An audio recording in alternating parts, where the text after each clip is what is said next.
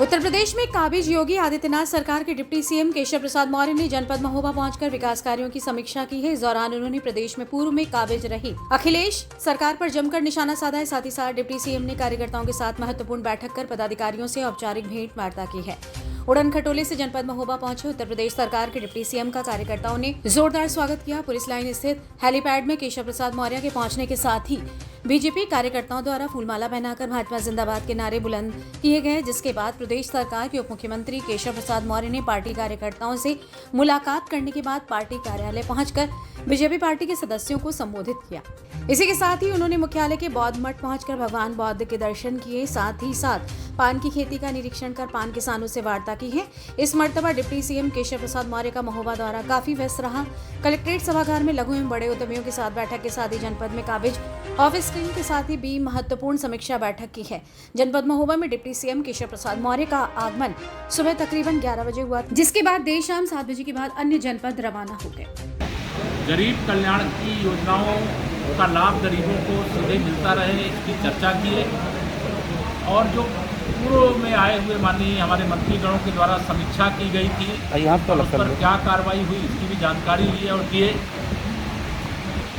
जैसा आप सब जानते हैं कि हमारी सरकार का एक ही लक्ष्य है, सुशासन और विकास।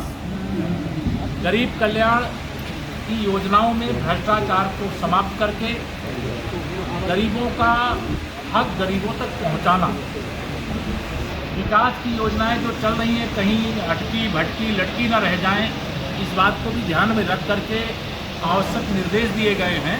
और जब मैं अगली बार महोबा आऊँगा तो आज जितने भी निर्देश दिया है उन निर्देशों का अनुपालन सुनिश्चित करेंगे।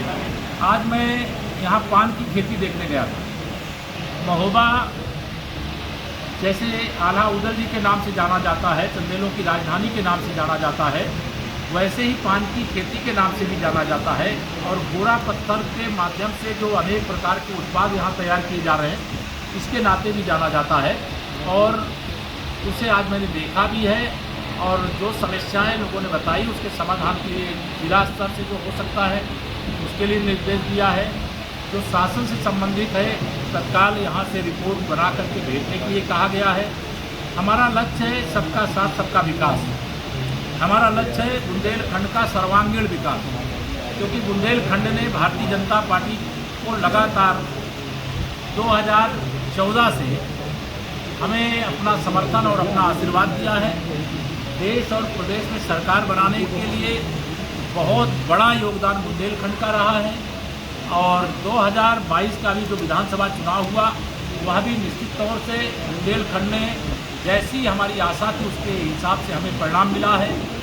2024 का जो लोकसभा चुनाव होने वाला है, पूरा प्रदेश पूरा देश एक बार फिर से माननीय नरेंद्र मोदी जी के ही नेतृत्व में केंद्र में सरकार देखना चाहता है।